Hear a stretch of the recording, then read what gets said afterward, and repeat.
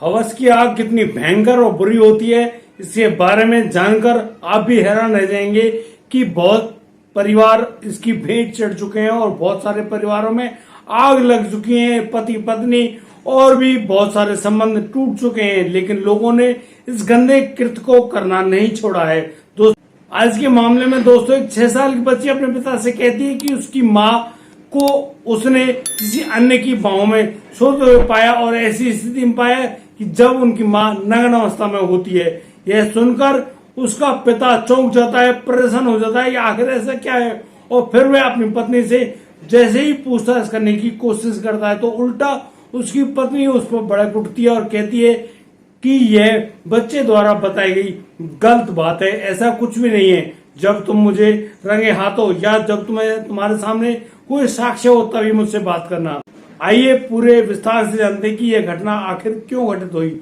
नमस्कार, आदाब, सत श्री अकाल दोस्तों, मैं भी प्रकाश स्वागत करता हूं आपका हमारे YouTube चैनल किसी क्राइम पर। दोस्तों, पूरी घटना की जानकारी के लिए बने रहिए हमारे साथ वीडियो में अंत तक, और हमें सब्सक्राइब करना और नोटिफिकेशन की बेल को दबाना बिल्कुल ना भूलें। दोस्तों, बेहद ही हैरान करने वाला मामला सामने आया है उत्तर प्रदेश की प्रसिद्ध शहर जगह जिला कानपुर।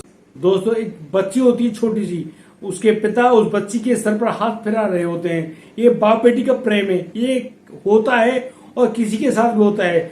बेटियां अक्सर बाप के बहुत ज्यादा क्लोज होती हैं।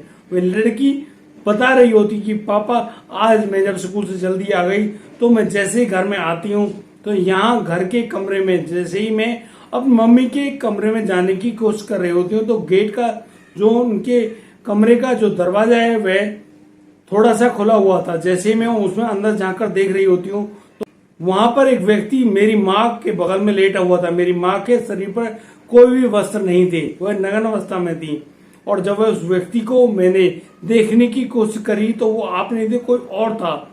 ऐसा सुनकर वो जो व्यक्ति है वह चौंक जाता। आखिर उसकी पत्नी उसके ना रहने पर क्या करती होगी।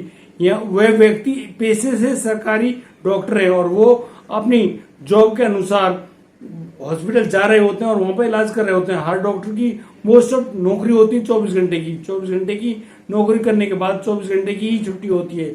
और जब वह अपने घर आते हैं तो उनकी पत्नी जो होती है वो एक पेशे से सरकारी टीचर हैं और अध्यापिका होने के नाते वो जब लौट के आती हैं तो उनसे उनके पति पूछ रहे होते हैं, डॉक्टर साहब पूछ रहे होते हैं कि ये लड़की जो कह रही है वह सत्य है। यह लड़की बता रही है कि तुम्हारे पास कोई अन्य व्यक्ति आता है और तुम उनकी बाहों में मजे कर रही होती हो। यहाँ पर वह डॉक्टर साहब अपनी बच्ची को उसके कमरे में भेज चुके होते हैं।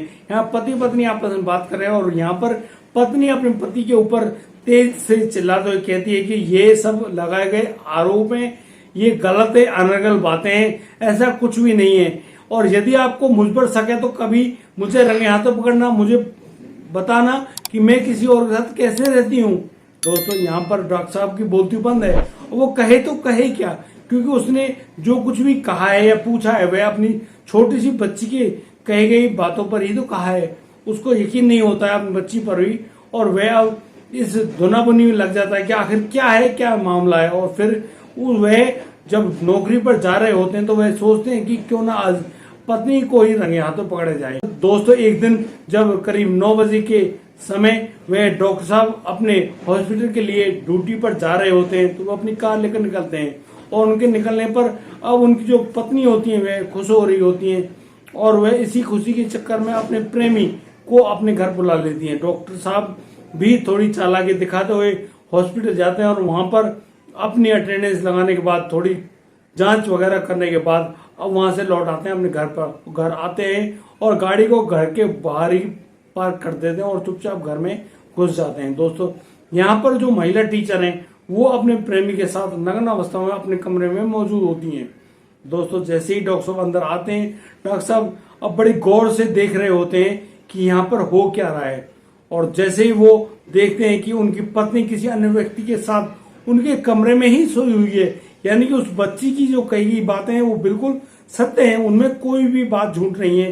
तो डॉक्टर के पैरों तले जमीन खिसक जाती है। लेकिन वे अब अपनी पत्नी को दिखाना चाहते हैं कि उन्होंने उस पत्नी को रंगे हाथों पकड़ लिया है।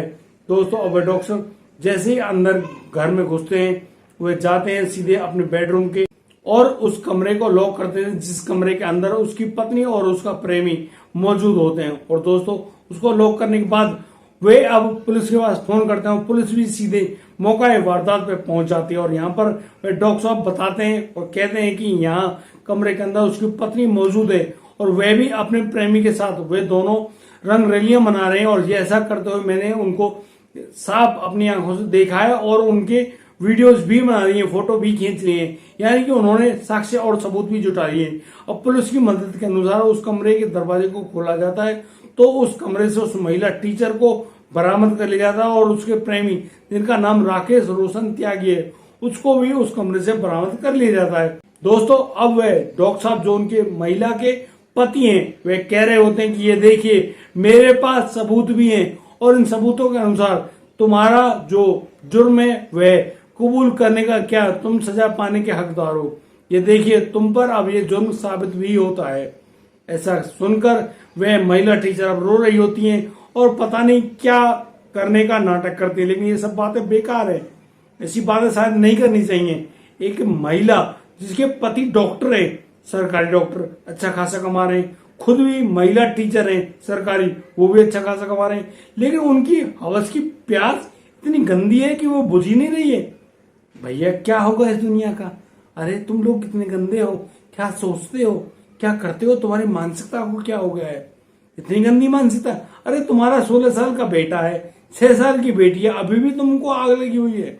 भगवान इनको सद्बुद्धि दें, इनके दिमाग को सही करें, इनकी मानसिकता को सही करें, वरना आपके किए गए कर्मों का फल आपको अवश्य भुगतना पड़ेगा। और दोस्तों पुलिस अब उस महिला और उसके प्रेमी दोनों को गिरफ्तार करते हुए पुलिस थाने ले जाते हैं और पुलिस थाने में जाकर उस डॉक्टर साहब के द्वारा दी गई तहरीर के अनुसार मुकदमा दर्ज कर लिया जाता है और दोनों को जेल के अंदर भेज भी दिया गया है। दोस्तों बुरे काम का बुरा नतीजा, आखिर लोग ऐसी घटिया मानसिकता के अनुसार ही तो जेलों के अंदर बंद पड़े हैं। दोस्तों यदि आपको हमारी वीडियो और दी गई जानकारी अच्छी लगी हो तो आप हमें लाइक करें, कमेंट करें, शेयर करें और हाँ सब्सक्राइब करना बिल्कुल ना भूलें। दोस्तों दीजिए मुझे इजाजत, मिलता हूँ कल रात 8 बजे। तब तक के लिए आप बढ़िया रहें, मस्त रहें, दुरुस्त रहें, अपने परिवार का बखूबी ख्याल रखते रहें। जय हिंद, जय भारत।